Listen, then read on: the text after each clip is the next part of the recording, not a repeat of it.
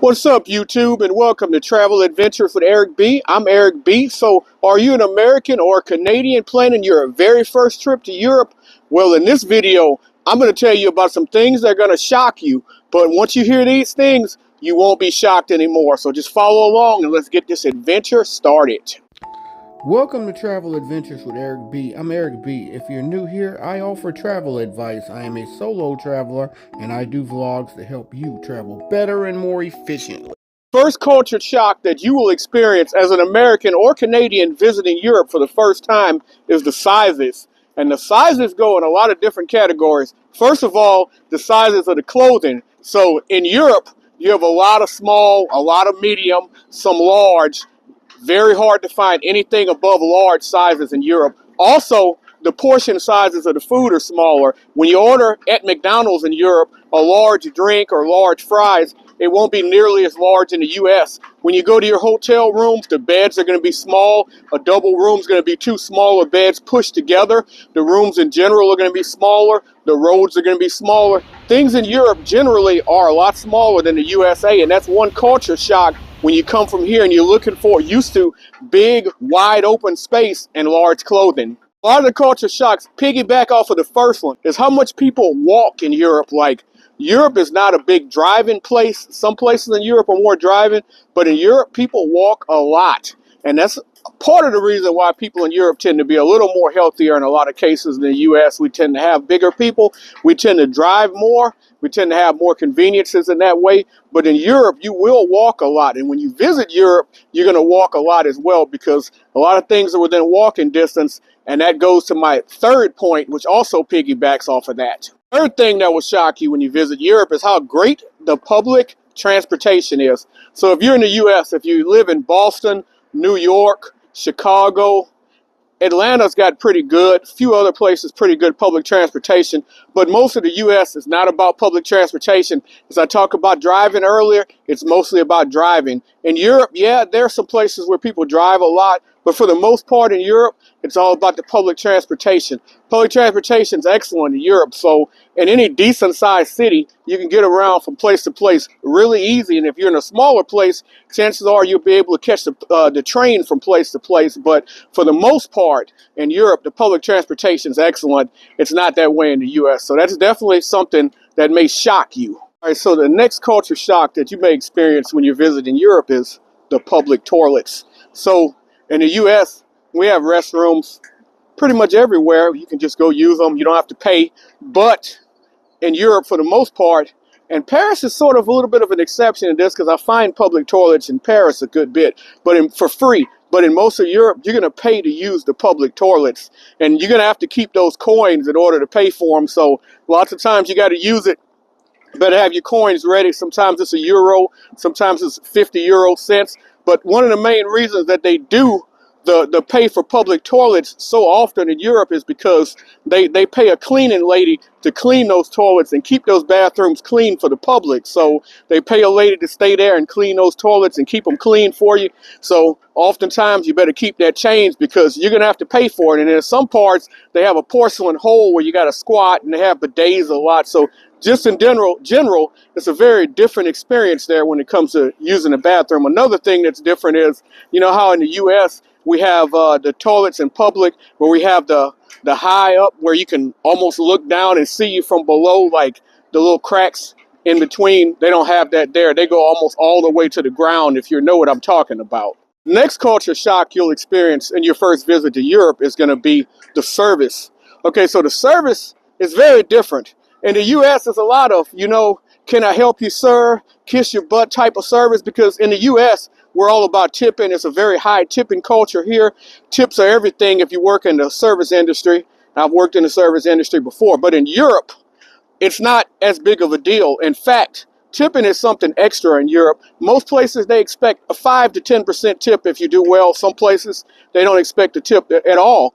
And after you get your receipt and everything, they're not really necessarily expecting you to add anything. You could say, hey, add this to my amount. It's not in the U.S. like where there's a button that you hit, tip 15, 20, 25%, add gratuity to it. It's not that type of thing in Europe. So the tipping culture is very different. You have to be very active with what you tip if you choose to tip, because they're not expecting it. Bartenders aren't expecting you to give them a tip so that they can come give you faster service and everything. So it's a little bit different with the service, and the service can be a little bit slow in Europe, partially because they make a living wage there. So if you're in Paris, for example, you might want to say la décision s'il vous plaît. In other words, can I get my ticket? Because they may take a while, because the food culture there in Europe is very different. So they will make you wait. A lot of people will stay at a restaurant. It's cuisine. It's a different experience. They'll be there a long time. And here we're in such a hurry. So, and they won't drop the receipt on the table like they do here. So the eating experience and the service is very different when you visit Europe. Culture shock of visiting Europe is how much people smoke in Europe.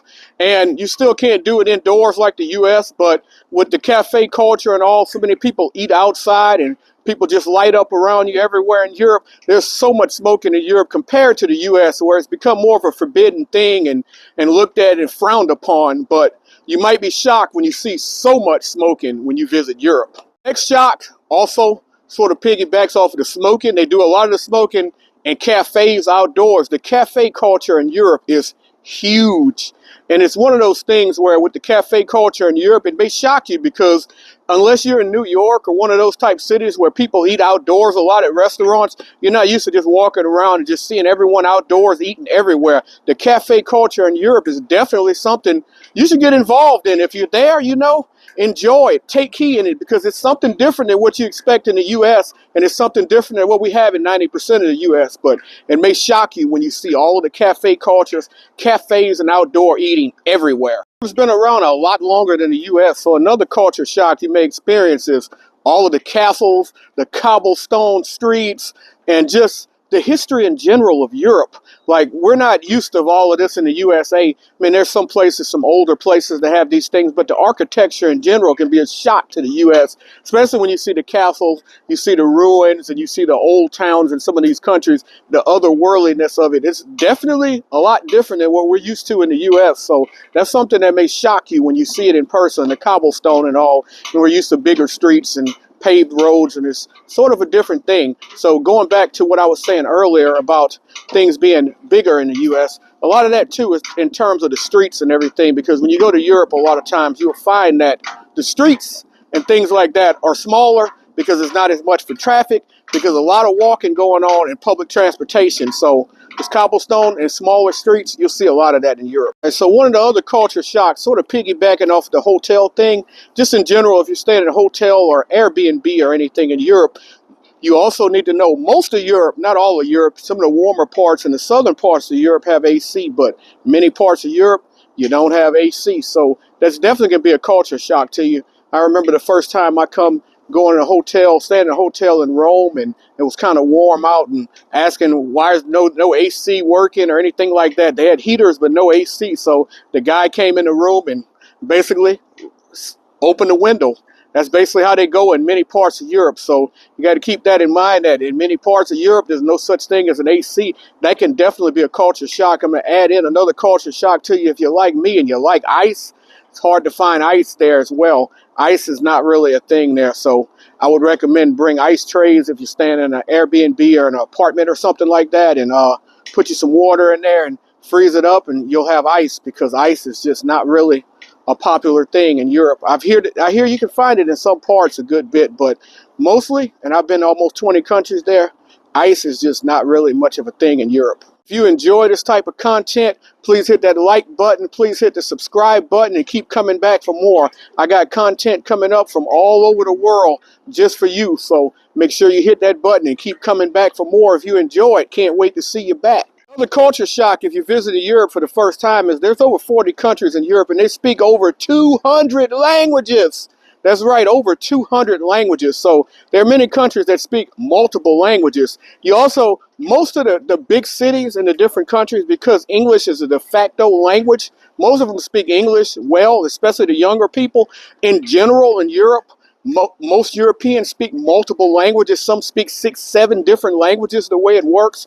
And Lots of them speak English. Some of them speak English better than me or you speak English over here in the U.S. So keep that in mind. But then you got countries that speak natural English like Scotland that speak multiple different languages, and their English is really hard to understand in Scotland, even when they're speaking English. And then you have to understand that British English is different than American English. So you got to keep that in mind. Some of the words that we use in American English is different than some of the words that they use in British English.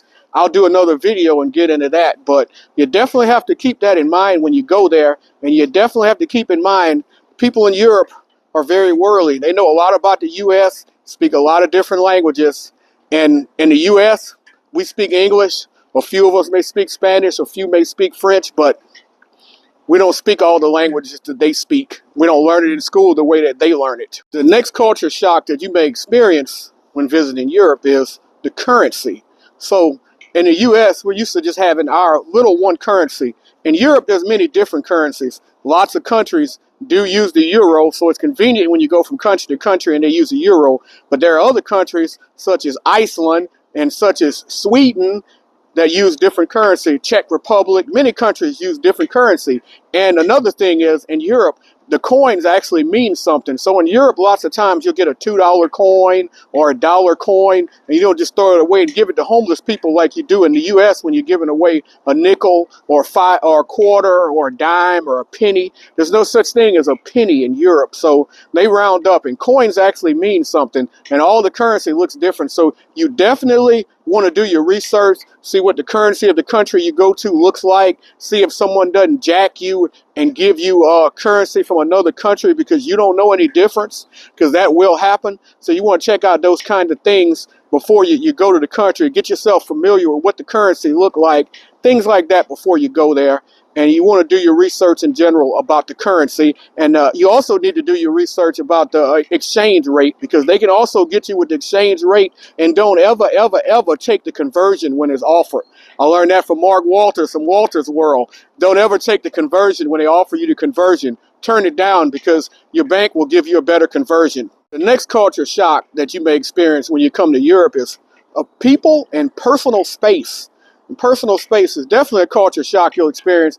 As I mentioned earlier, just like in Europe, the roads are smaller. People drive together. Some places, people may even bump your car, pull right up on you, like literally. You back out and you literally have to touch the other car backing out. It's the same way when you go in public places and everything as well, because when you go in public places in Europe, people oftentimes will bump into you and they won't say excuse me and things like in the U.S. Like in the U.S., I get close to someone and I say excuse me. So I sort of have to change that whenever I'm in Europe, because they don't really take as much of personal space. The lines, in some places, the lines, if you leave a little gap, somebody might jump you in the line. Like, personal space is not the thing that it is in the U.S., where it's like, don't get up in my personal space. Like when you get to Europe, like it's a lot differently.